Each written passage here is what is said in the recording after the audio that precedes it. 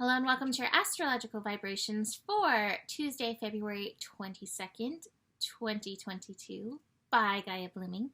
I am Mimi, and our energy mantra for today is I flow with my lessons of the revolution evolution. And welcome to Tuesday, 2222022. We are going to need these twos. Once again, I have the trust card, and I always feel like the twos, like 222 or 222, etc., is about trust and faith. And as I was looking at the chart, and I was like, what else can I say? What else can I say about this Pluto thing? That's actually where I came into, what I moved into, where I can support our plutonic colonic action going on. So today is the peak of the first pass of this 27-degree Pluto return for the United States. And what else can I tell you besides we're all being called to the responsibility of our empowerment? It's like, well, just even breaking down the number, the 2 and the 7 and the 27-9 energy. 2 in astrology is a call towards compassion and nurturing and feeling energy, which actually lines up with the fact that the United States has the sun in Cancer. The 7 energy is a call to spirituality. It's a call to the divine. It's a call to working with spirit, connecting to the divine plan. And that's interesting because, again, if you listen to yesterday, the United States is currently in a Neptune opposition. And so we're working to call spirit into our everyday lives. And these are things we can do as individuals to find where we are called to nurture, to find where we're called into compassion, to find where we can align with spirit. The third number, 9, 27-9. 9 is a number of action in astrology. It aligns with Mars. And so with this, it's making sure our actions align with the things I previously mentioned, the compassion and spirit, and also align with the other things we're working with, our personal values, working with Uranus in the North Node in Taurus. Cats are playing wildly in the background. Aligning with our personal responsibility, aligning with our soul, taking soul action, aligning with things that empower us. It's like a train coming through. Align with things that empower us rather than staying in the disempowered state. And, you know, gosh, this message always sounds very harsh, but it's such a good one. The message of, like, no one's coming to save you, right? Waiting to be saved, that's not what hope and faith or trust and faith is really about. I think hope and faith, trust and faith is knowing that the answers we need, the energies we need, can and will flow for us and to us and through us, truly. And so keeping that in mind in this revolution evolution day. What can I say about this day overall? There's a high likelihood of being triggered between the Pluto energy, which I don't necessarily expect to see some big plutonic colonic event. It could happen because of the nature of Pluto, but just recognize that this ongoing power play is at hand, and it's up to each of us to step up into and into our power. Did I say up into and into? Yes, I did. I guess we got to go into it double time, right? So that's the work with Pluto. We have the sun at the first revolution evolution day of Pisces. And the thing is, and I think many of us who have been on this earth, and I would say even other planetary energies, know this cycle, this cycle of destruction and rebirth. And it can be quite triggering.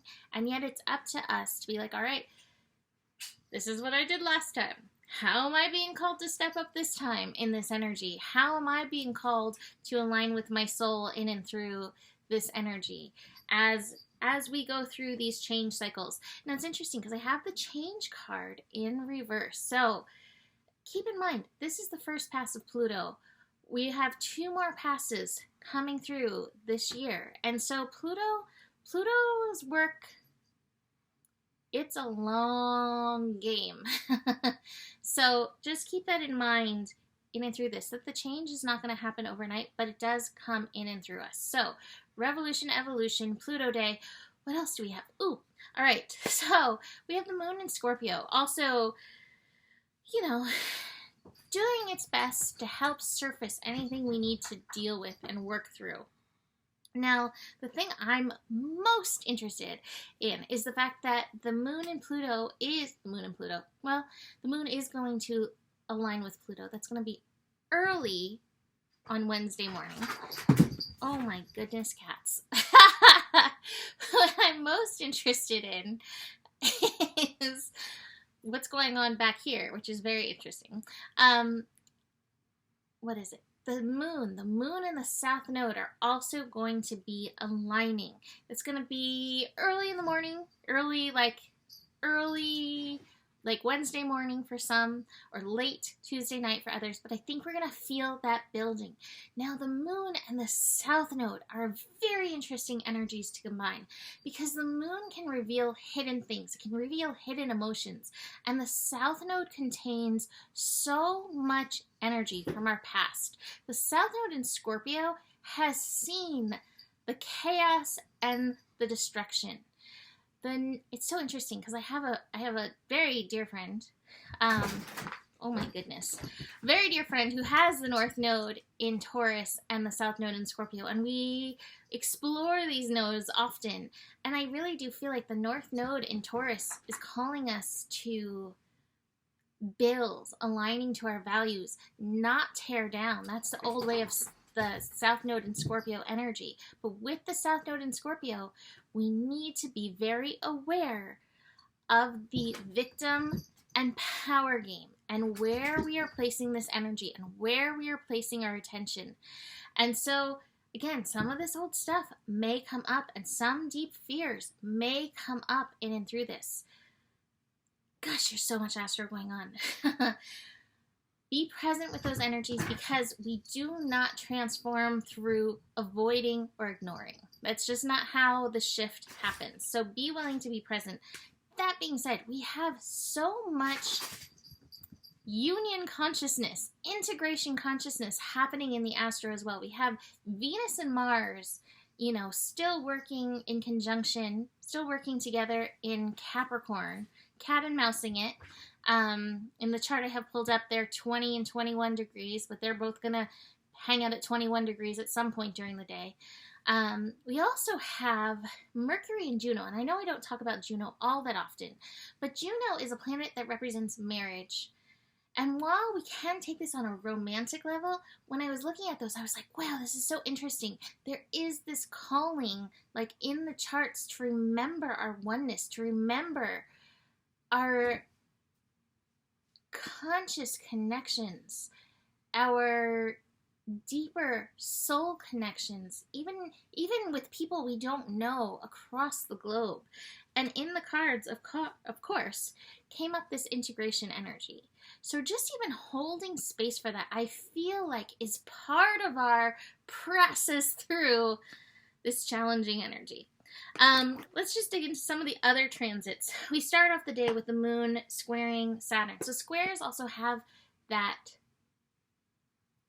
challenging symbol clash feeling. Anytime the moon is in Scorpio, we might as well get the symbols out and just clash them a few times because usually Scorpio has some of that for us.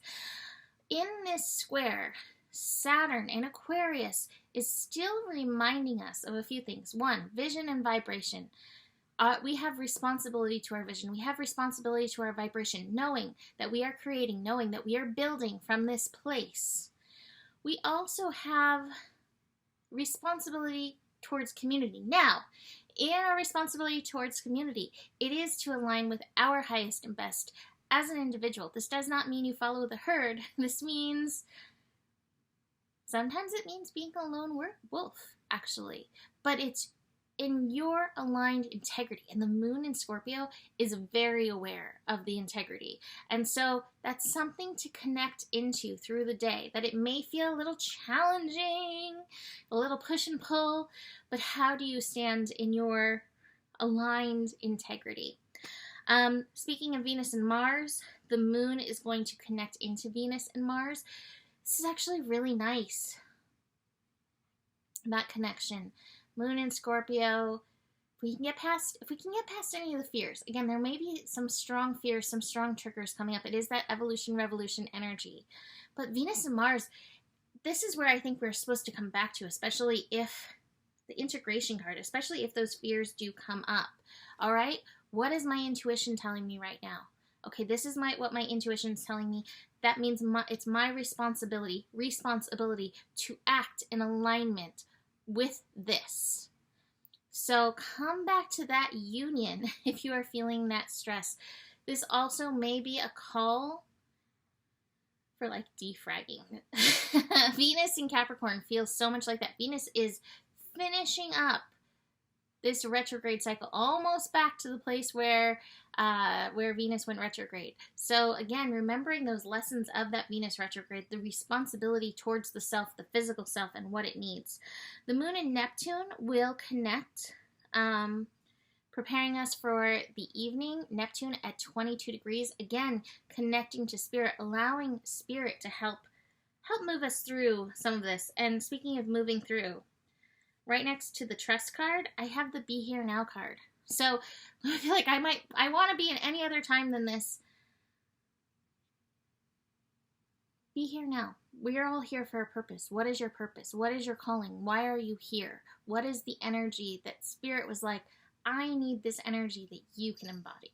So be hearing now in this, working together.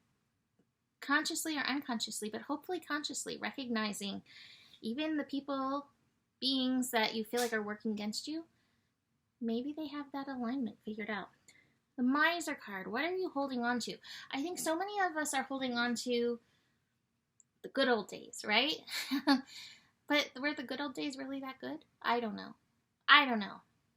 I feel like a lot of these lifetimes on Earth have been pretty challenging. I'm not sure that there were any real good old days.